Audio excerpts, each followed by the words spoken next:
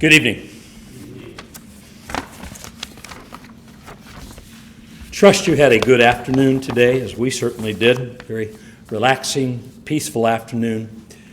And we, again, even as Hoyt had announced this morning, we have just a good number of people that are sick and a lot of people still out of town. But we're happy that you're able to be here tonight. Grateful for many of the comments that were made in reference to this morning's lesson and too short the days. And I am preaching what I would say to that is a complimentary lesson this evening, as you know and see in the bulletin that has been entitled the last Sunday sermon, The Days of Our Lives, a passage that I referred to even in this morning's lesson. And the passing of time is very interesting. We had opportunity this afternoon at lunchtime as Rachel had joined us, but Jessica Weiss joined us also. She left this afternoon to go back to her home in Monterey. But her mother had a box full of photographs that go way back to the 1970s, through the 70s and the 80s, and even into the 90s. And about a month or so ago, Jessica had taken those photographs, and the best she could, and it seemed to me she did a great job of trying to chronologically arrange them, and she was able to do that by virtue, of hairstyles, clothing, and ages of people, which is a very interesting thing. And, of course, many of you were in those photographs. Some of you obviously were not. But it was just a marvelous collection of photographs and some people that we miss dearly who have passed on.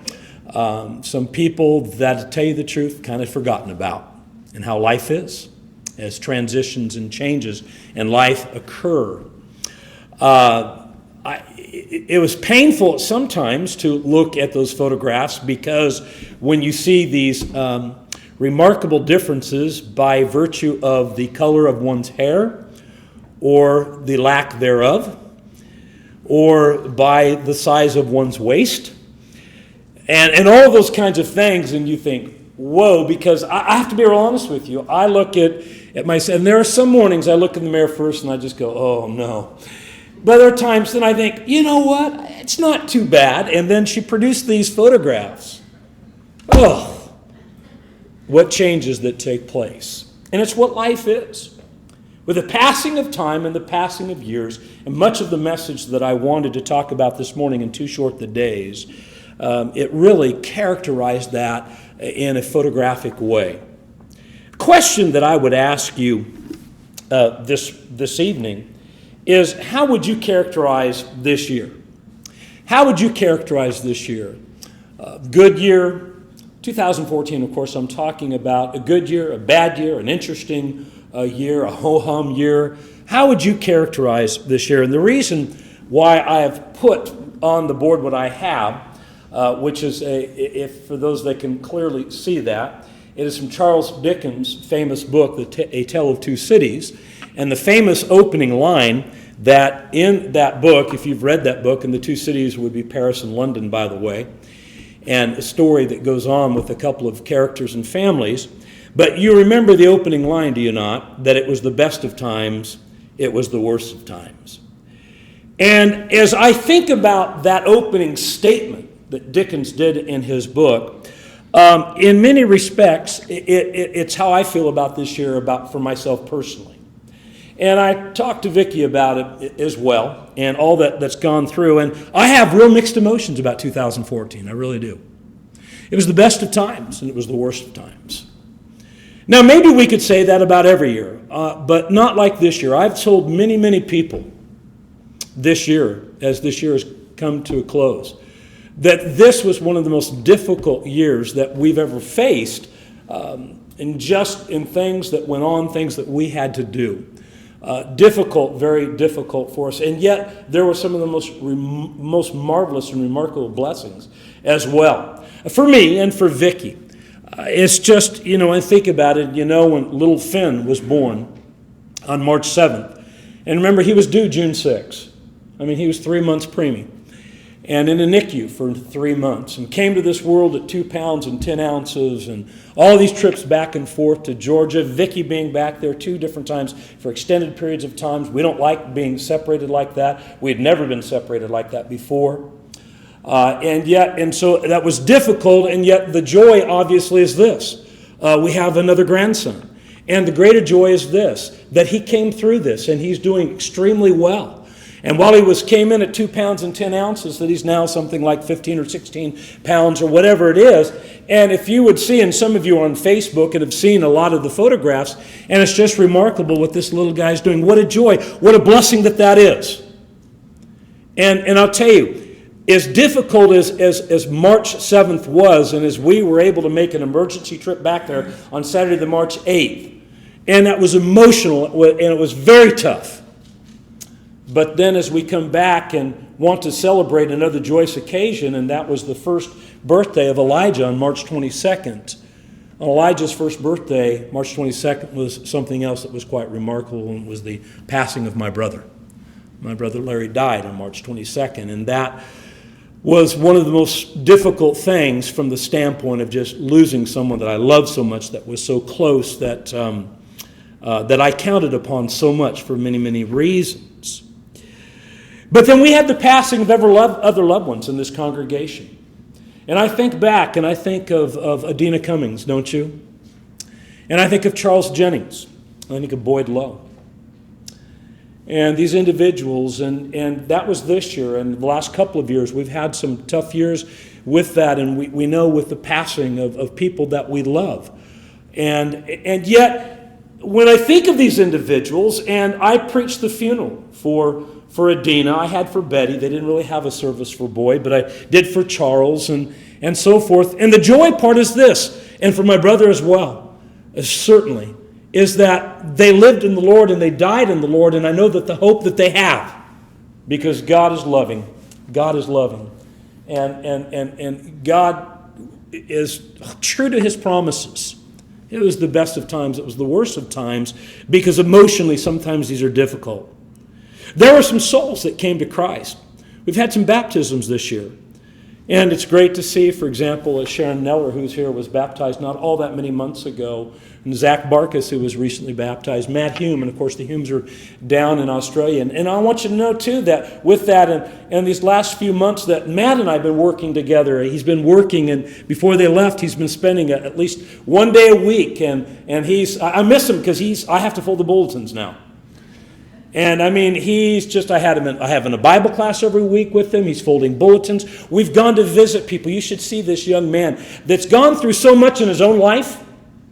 And you understand that when he was just a little tyke, they about lost him to a very rare form of cancer. And I've seen the scar to his surgery, and I know what he's gone through and the things that he's talked about. But you should watch him visit with Bill Johnson and ask specific questions about chemotherapy. And this young man that's already gone through that and understands, and he was telling me this just a few weeks ago before they left. He was telling me, and here I am knowing that I'm going to be 60 pretty soon, and he said that, because he's, what is he, 13, 14, something 14 I think it is. And he says, well, here's what the doctor recently has told me. He says, at first they were concerned about how long they're going to live, and he says, but now the doctors are now you're probably not going to live to be 80 or 90, but he says, I think that you're going to probably be able to make it to 70. And he says, Brent, man, can you imagine? I can live to 70 years old. How do some of you feel about that? Boy, that gives perspective, doesn't it? And there's some other things he told me that I can't tell you from this pulpit. And not that they're bad. They just, not to be told. But let me tell you what it says. It's a young man that is already coming to grips of how life can work, and that sometimes what we take for granted or think that there are certain expectations that we have, he realizes that he's not going to have always.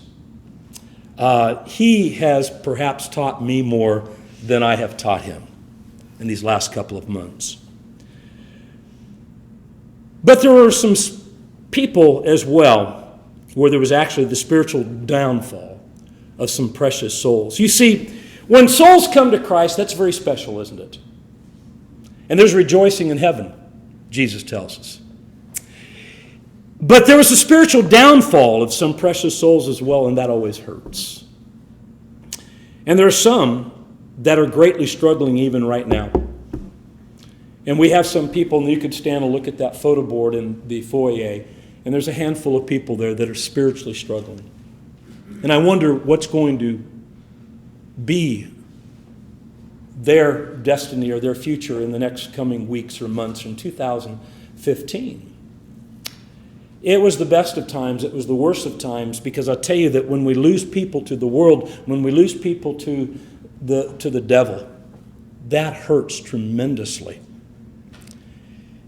And we get emotional about that, but for good reasons. Solomon's words of wisdom, much more than anything Charles Dickens could ever say. But in the scripture that we had for us a moment ago that Bryce read, and I want you to think of verse 9 in particular that Bryce read of Ecclesiastes 1. And Solomon's words of wisdom resonate loud and clear when he says, that which has been is what will be. And that which is done is what will be done. And there is nothing new under the sun. I like the English translation. It even rhymes when you say it correctly. Or, use that meter anyway. We sometimes economize that, reduce that expression. I know I do from time to time. And how many times I've said to Vicki, and I've heard some of the other fellows use it as well, and say, you know what? It is what it is. It is what it is. And life is like that. And Solomon, who has taken this somewhat cynical view of life, and why he's writing the book the way that he is, based upon what he's experienced and the conclusions that he has come to because of his both successes and failures, and he recognized that when he lived life under the sun, with himself at the center rather than God at the center, what was his conclusion? Vanity of vanities, all is vanity. It's vexation. It's a chasing after the wind. It's meaningless. It may be a life that says, go for all the gusto that you can get, as old commercials have said about certain products or items. In fact, I think it was a beer commercial, to tell you the truth. It is the attitude that people think that living life, and the sum total of living life, is a hedonistic approach that is enjoying and experiencing pleasure here on earth. And I feel for people. I genuinely, and I think it's one of the reasons I preach, is I feel for people that cannot see beyond the grave. I feel sorry for them, even to the point that I pity them. I preach, I do what I can as a Christian, and I think many of you, and hopefully all of you, are this way too, because we care about the souls of people, and hopefully because we can make a true difference in this world. I'm not satisfied with the differences that politicians are trying to make. I'm not satisfied with the differences that Hollywood may try to make. I don't really care about the movie The Interview, if it fails or succeeds or whatever. And it doesn't make any difference. You can have a tremendous amount of education. You can have a tremendous amount of athletic prowess and ability. You can have fame and notoriety, popularity. But what about beyond the grave? What happens when this life is over? And there are certain people, when they draw their last breath, and I often wonder about this, it's never the time to ask them.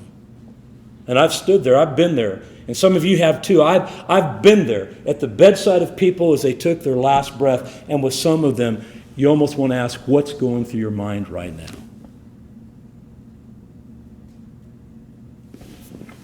Solomon says that which has been is what will be. That which is done is what will be done. And there is nothing new under the sun. There are things that have been done that we cannot change, try as we might. But there are lessons to be learned from that. And we better learn from the past to help secure our future. From God's perspective, that is from God's viewpoint, 1 year is pretty much like most other years, I suppose, as God looks at it. As he looks at a year, 2000, as he looked at 2014, from God's viewpoint, it probably wasn't much different than 2013 or 2012 or even 2001. What happened in 2001? What we call 9/11. Has God not viewed and seen tragedy and travesty before? Has not God understood and watched and viewed humanity and the crimes that humanity can commit against humanity? I read the book Unbroken about 3 years ago. The movie's out now. It's a good movie. It goes up, it handles the first 33 chapters, the movie does, of the book. But God has viewed, and the reason why I bring that up is because as the setting is in World War II, and of what this Louis Zamperini goes through and everything, and being out on a raft in the Pacific Ocean for 47 days. Longest human being, he and another fellow, longest, there were three of them. The one gentleman died on day 28. But not only was he on the raft for 47 days, he was rescued, but rescued how? And in the movie, I don't know if this really happened, was in the book, I don't think, but as he told his buddy, he says, because as he kind of woke up and saw who was rescuing him, he says, bad news, good news. I mean, the good news is they were rescued. The bad news was the Japanese, which takes him to a POW camp. But here's my point about all that. And remarkable character, remarkable courage. And yet God has viewed this from generation to generation. From God's viewpoint, 1 year is pretty much like any other year because of human beings being what they are. It is what it is. But it's here, my brethren, that we need to appreciate that we can be different and we can make a difference. Now, you may be involved in a job and you may be involved in different organizations that are very beneficial for people. And that's great. We need it. I mean, I think of Rachel, and Rachel devoted her life in nutritional science and a registered dietitian and trying to help people. I know she cares, and that is a wonderful profession. And I think a lot of good can be done from that. And she works hard, and she was a good education with it and worked hard and would love to. And those are things, and many of you are involved in various kinds of things that are for the betterment of human beings, and that's fine. But I'm here to tell you, Rachel and anybody else, there's nothing more important or valuable than the soul. Nothing. Everything else pales in comparison. Furthermore, when you think of God's perspective, nothing takes God by surprise. We're constantly surprised. Now, sometimes we're not. And when we stop and think about it, because here's what I want you to think about. As 2015 approaches, and if it does, today is only the 28th. But what's going to happen in 2015? And I'll tell you, what happened in 2014 is what's going to happen in 2015 in the days of our lives. There's going to be beginnings. There are going to be transitions. And I'll tell you what, there's going to be decisions. Right? That's what life is. There are beginnings, there are transitions, and there are always decisions that have to be made. Now, when we talk about beginnings, and there's a lot of passages here, I'm probably just going to refer to them. Read a few things here or there. These are passages, for the most part, you're aware of. And if you're not, you've got the bulletin. Take it home and read them. All of them. Because there's more passages here than I have time for, because I just knew some of the things that I wanted to say before I get to these points. For this congregation, specifically for members of this congregation, this year we didn't have any marriages. That I racked my brain trying to think about it. Pete and Beth, that was last year, wasn't it? Rachel and David, that was last year, wasn't it? Okay, so I'm thinking back, because I try to look at my calendar and I keep notes of these things and so forth. And I know it was September, and I know it was there, Rachel. Okay, but this year, one thing that we need to always do, and I don't know if there's going to be any marriages in these beginnings of relationships and of a husband and wife spending their life together, but one thing about it that we need to always emphasize, and this is not only the blessing of marriage and that which God designed from the beginning of time in Genesis 2:18 and in verse 18, after he looked at all the good that he had done, but he saw something was not good. He says, not good that man should be alone. And what do we find in Genesis 2:18 through 25? The institution of marriage, which ostensibly becomes the institution of marriage, family, and the home. But what we see in that is not just the blessing of being married, but the permanence of marriage. And that's how we've got to look at it. That's what Jesus illustrated. Jesus would make that point from Matthew 5 to Matthew 19 to Mark 10. In fact, in Mark 10 and verse 6, he says to the disciples and some Pharisees actually that had asked some questions about marriage and even divorce, he says, from the beginning of creation, God made them male and female. And our society struggles with that, don't they? Male and female? Exclusively?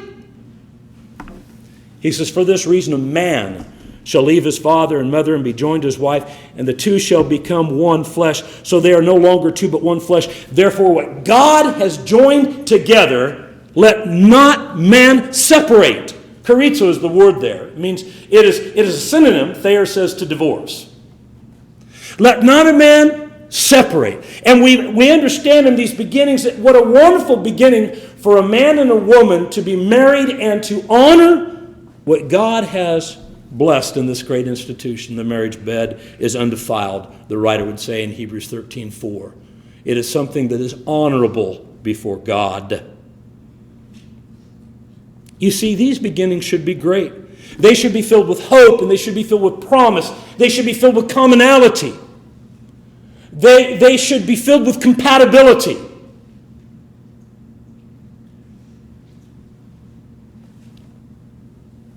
At the memorial service that was done for Brother Dwayne Wolf in June of 2009 at Vandenberg Air Force Base, a chaplain, an Air Force chaplain, they called him Chappie, made a comment in a talk that he gave that I've never forgotten, and he pointed out the fact of what Jesus taught in Matthew 22, that there is no marriage in heaven, and there is not. We know that. But one thing I'll never forget that he said. He said, but I know this. He said, when I go to heaven, I hope that God will give me a mansion right next to my wife so I'll at least go over every day and visit her. I like that thought. What a beginning. And you talk about the best of times, the worst of times. It's been the best of times. And as we celebrated 40 years, a relationship that began on October 4th in 1974. Oh, the relationship was before that as far as, courting and dating and falling in love. But to make that commitment, what a beginning. And we need to appreciate the importance, the serious nature and permanence of marriage. And society has lost its grip on it, and too many in the church have. And how many times do we hear about people breaking up their marriages and when there has been no scriptural cause? Beginnings. Birth. The babies are being born. More babies are coming. And young husbands and wives, you have my blessing. Because there is nothing as marvelous as bringing life into this world as such. You're all familiar with the Psalm of Solomon and the 127th Psalm that, behold, children are what? A heritage from the Lord. Fruit of the womb is a reward, like arrows in the hand of a warrior. So are the children of one's youth, and happy is the man who has his quiver full of them. The beginnings. Because we look at a child and we see what it can be. But that takes some real responsibility, as we're going to see in our part. Marriage takes responsibility. And having children and raising children takes responsibility. These are beginnings. And those are kind of the physical relationship beginnings. But what about the conversions or even the restorations? Those are great beginnings too. Or re-beginnings, if you will, if there's not such a word. But you understand what I'm saying conceptually. First of all, there are those that have made that decision to be baptized into Christ. And what did Jesus again teach in Luke 15 and 10? That over the conversion of one sinner, the angels in heaven rejoice. There have been some restorations. There need to be some more restorations. James says in James 5:19 and 20, brethren, if anyone among you wanders from the truth and someone turns him back, let him know he who turns a sinner from the error of his way will save a soul from death and cover a multitude of sins. Don't believe the Calvinists that try to apply this verse to the unbeliever, the non-Christian. This is talking about brethren who have wandered away from the faith. And as much as we rejoice that when a person is baptized into Christ, I'll tell you what, we rejoice when the prodigal son returns, do we not? And we have a couple of prodigal sons in this congregation. And we need to be doing everything that we can to get them to come back. That they're not forgotten. What I'm saying to you is all of these become with responsibilities. Marriage has great responsibility, respecting the role of what it means to be a husband and wife, as Paul taught in Ephesians 5 and Colossians 3, what Peter taught in 1 Peter 3. You've been talking about marriage in the home on Wednesday nights and achieving spiritual excellence and dealing with a lot of those passages. There's responsibilities in raising these children. They don't grow up and mature accidentally. They have to be raised. They have to be instructed in the Lord. They need to be loved. They need to be disciplined. They need to be controlled. Not be afraid to love them. And not be afraid to discipline them. And not be afraid to direct them in the right way. And to take charge. It's all responsibility. Because if we don't, I'm going to tell you right now, the days of your life will be miserable. When we don't take responsibility to the marriage, or we don't take responsibility to the family and to the children, when we don't take responsibility to brethren, be they new converts or be those that have been Christians for a long time but have sadly gone back in the world, we understand that it impacts our lives. And if we find ourselves, listen to me please, if we find ourselves, and we say, well, I'm not really affected by it. You know, if there's one marriage in this congregation that is falling apart and crumbling, and if we're not personally affected by it or impacted by it, something's wrong with us. Do you hear what I'm saying? If there's one brother or sister, and we have a few that have not been walking through these doors for some time, they don't return calls, they're not responding. But I tell you what, if we just kind of go and say, oh, well, you know what? I haven't seen somebody in 2 or 3 months. Well, have you called them? Have you tried? The days of our lives need to be consumed with what's important.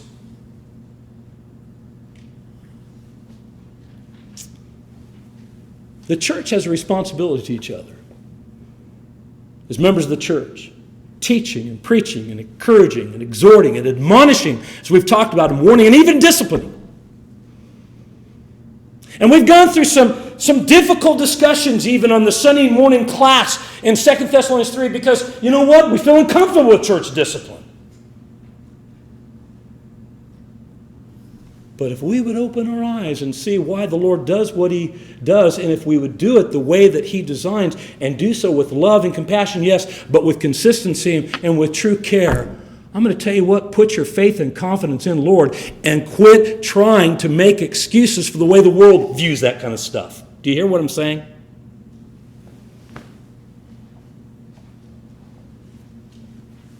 The days of our lives are not only with beginnings that have tremendous responsibility, but then there are transitions as well. And I've already addressed this transition of death. Passage I used this morning in Hebrews 9:27, it's appointed that a man wants to die, and after this the judgment. The passage I used in James chapter 4 and verse 13 and about making plans to go here or there and buy and sell and gain a profit and you don't know if you're going to be here in the morning. So what is your life? It is even a vapor that appears for a little time. And verse 17, that powerful conclusion, therefore him that knows to do good and doesn't do it, to him it is sin. Because when we fail to do the good that we know we're supposed to be doing, it's very rhetorical. If we fail to do the good that we know that we're supposed to be doing, we're arrogant. That's what he's exposing. Just look at the previous verses about humility in verses 8 through 10 of the same chapter. Their life changes. I think of Paul that meets with the Ephesian elders in Acts 20. And the life changes. They love Paul. He loved them. They had a great relationship. But he says things are going to happen and things are going to change. And do you remember what Paul told the Ephesian elders? You will see my face no more. Do you remember that in Acts 20? And what did they do? Began to cry. And it says weeping most of all because he said, they shall see his face no more. There are some people that we've not seen their face anymore. Some because of the transition of death. Some because of what's gone in their own transition. They've decided not to follow Christ and that they've left. Some that have moved, simply moved, and we miss people. Some that go on extended, trips. I mean, I miss Matt. We miss the Humes. They're going to be gone. And I remember when I thought they were going to go to Australia for a couple of weeks. And when they said, it's going to be at least 2 months, I said, what? Why? Because I'm selfish, David. And when you're gone for 2 months, we miss you. Why? Because we're brethren, because we love each other. And I'll tell you what, if we don't look at it that and we don't miss each other, even in the transitions, you go, but that's okay because, we need to be close. We need to be a family. We need to communicate and we need to express our love. And we need to be happy about it. We need to be happy about it. And we don't have to answer all questions, like we've been sucking on a dill pickle. And we get that too much sometimes from people. I'm not pointing fingers except for maybe at myself. But there's nothing wrong that even in all that goes on in the relationships with one another, because of changes that take place, let's help one another with these changes. You have no idea what it meant to me. Yes, some of you certainly do. Maybe all of you do. When my brother died, and I mean the cards that were sent, the expressions that were given in those cards, the calls, the emails, the visits, Pete Regan, I don't know for how long that brother in Christ contacted me almost daily. For, a long time. Brent, how are you doing? You know why? And I can say that because he's not here tonight. Because he cares. And he's been doing the same thing with my sister-in-law, Jan, in all these months. He went through a transition himself. I knew his wife, Phyllis, very well. Sweet, sweet, sweet lady who died way too young, totally unexpectedly. He knows what it means to hurt. There's life changes, health changes, job changes, financial struggles, moves that take place, things that we did not even necessarily plan for. It is what it is. It's what life is. But what it all comes down to? Our acceptance of it. We have to accept the way things are. The Apostle Paul in Philippians chapter 3, verse 12, and he knew about the things that go on in life and the changes and what he was going to have to face, but I love his attitude. Philippians 3:12, not that I've already attained or am already perfected, but I press on, that I may lay hold of that for which Christ Jesus has also laid hold of me. Brethren, I do not count myself to have apprehended, but one thing I do, forgetting those things which are behind and reaching forward to those things which are ahead, I press toward the goal for the prize of the upward call of God in Christ Jesus. That's what was foremost in Paul's mind. He knew what he faced. He knew that was going to happen. Verse 15, he says, therefore, let us, as many as are mature, to accept transitions, to accept change, takes some maturity. Have this mind. have this mind, and if anything you think otherwise, God will reveal even this to you. And he does reveal a lot to us through our word. If we'll open it, we'll read it, and if we'll listen. There has to be the acceptance. But finally, inasmuch as there were beginnings in 2014 and there were transitions in 2014, and there's going to be some beginnings in 2015, and there's going to be some transitions in 2015. And I've looked at it many times, and I look at my own picture on that board, and you never know what kind of change or transition is going to hit us in life. You just don't know. But it all comes down to our final point, and that's decisions. And we often stand at the crossroads. We do. Inasmuch as beginnings should be hopeful, filled with promise, and that transitions are going to be inevitable, decisions, those times that we come to the crossroads, there's the past decisions that we've made. And again, it is what it is. What's been done has been done. And there are a lot of things that we cannot change, and we're not going to even be able to fix certain things. You certainly can't force it. Solomon said in our text of Ecclesiastes 1 and verse 14, I have seen all the works that are done under the sun, and indeed all is vanity and a grasping for the wind. But I love this in verse 15. What is crooked cannot be made straight, and what is lacking cannot be numbered. I mean, if it's just not there, it's not there. And what's crooked sometimes, and I tease all the time, I love coming back, especially when I'm by myself and driving, because I love taking Cypress Mountain Road, by Well Rock Reservoir. I love that, especially when I'm in Vicky's car. I love that. And I come back every time and I tell Vicky, I said, I almost straightened it out this time. I'm not going to straighten that road out. It may straighten me out. There are some things that we cannot change. But you know what? As we look at past decisions, and maybe they were good decisions, but maybe some were bad decisions, what we've got to do is learn by it all. Did Peter make some bad decisions? We know that he did. And to such an extent, Luke 22 and verse 62, that after he had denied Jesus 3 times when he said, Lord, I'll stand by you. No matter what, I'll stand by you. I'll die for you.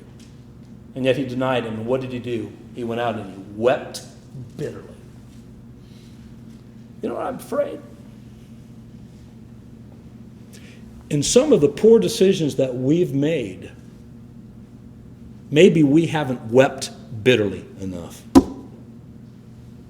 Maybe we've tried to pacify. Maybe we try to consult. Maybe we said, I'm going to get some counseling, get some help. I'll tell you what we need to do. Sometimes we need to feel the pain of bad decisions. But what about the new decisions? And this is where we got to learn from the past.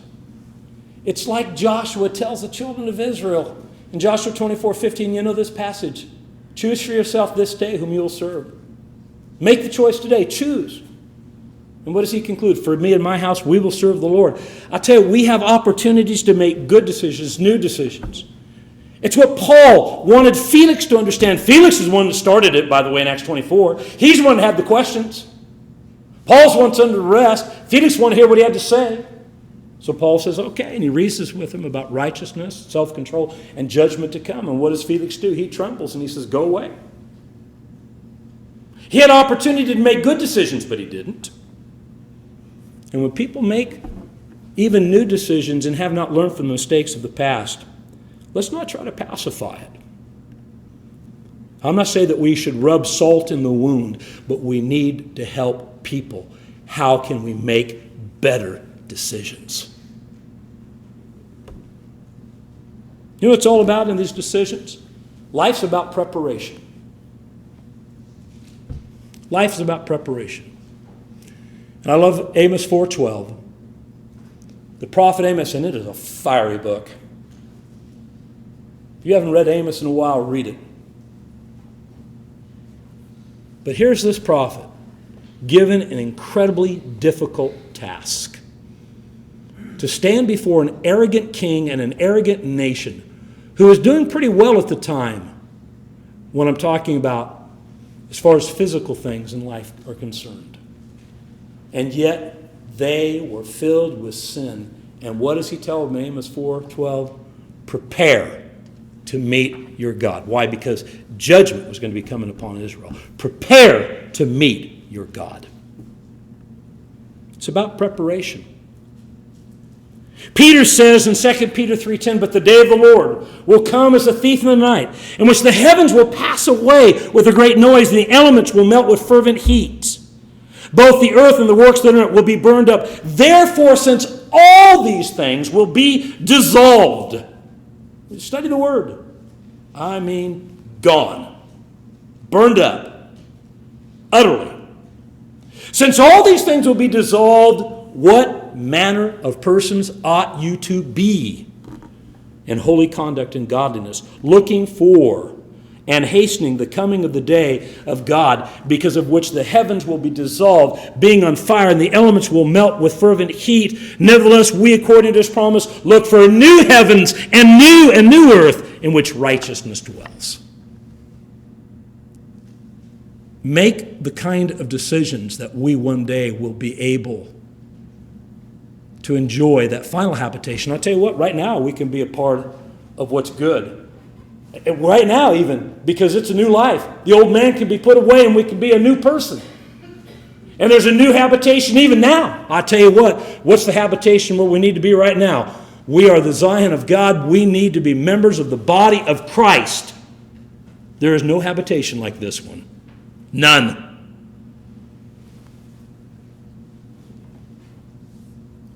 And all of this, it's accountability.